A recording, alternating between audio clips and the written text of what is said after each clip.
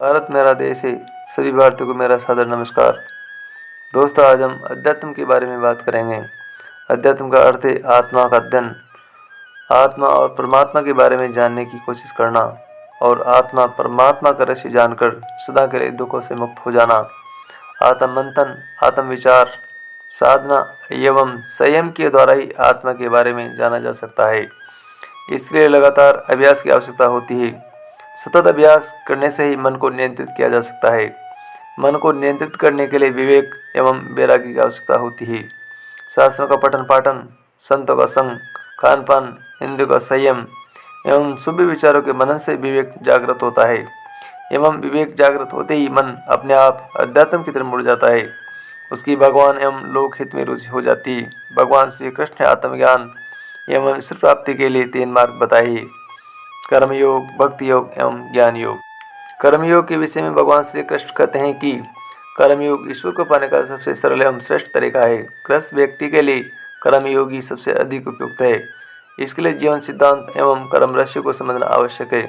प्रत्येक प्राणी अपने कर्मों को लेकर ही जन्म लेता है एवं कर्मों को लेकर ही मृत्यु को प्राप्त होता है।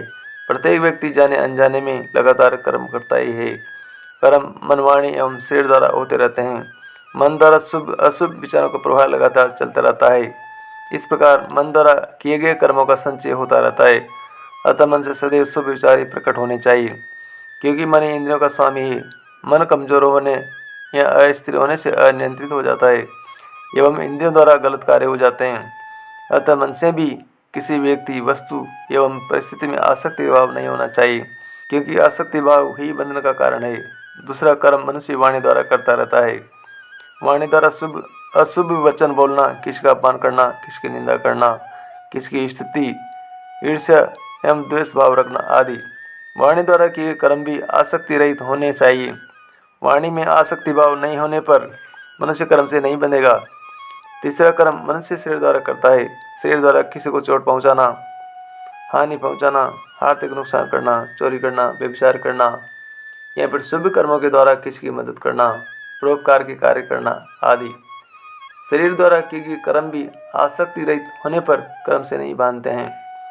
अतः भगवान श्री कृष्ण कर्मयोग का मतलब बताते हैं कि प्रत्येक मनुष्य को निष्काम कर्म करते हुए जीवन जीना चाहिए। किसी भी व्यक्ति, वस्तु एवं परिस्थिति में आसक्त हुए बिना कर्म करने वाला व्यक्ति अंत में मुझे ही प्राप्त होगा। वह कर्मों से नहीं बंधेगा।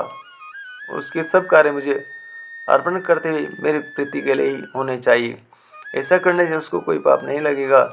जीवन सिद्धांत में ये बात समझने योग्य है कि भगवान को क्या प्रिय है एवं भगवान क्या चाहते हैं, क्योंकि सब प्राणी भगवान ने ही पैदा किए हैं एवं सृष्टि का संचालन भी भगवान की सत्ता से ही हो रहा है। अतः जो भी कर्म होगा वह भगवान के लिए होना चाहिए। प्रत्येक मनुष्य को ये समझना चाहिए कि मैं भगवान का हूँ एवं भगवान मेरे हैं। भगवान सदैव मेरे साथ है। भगवान किसी भी परिस्थिति में हमें अकेला नहीं छोड़ सकते हैं। अतः प्रत्येक कर्म भगवान को समर्पित करते हुए करना चाहिए। जय श्री कृष्ण।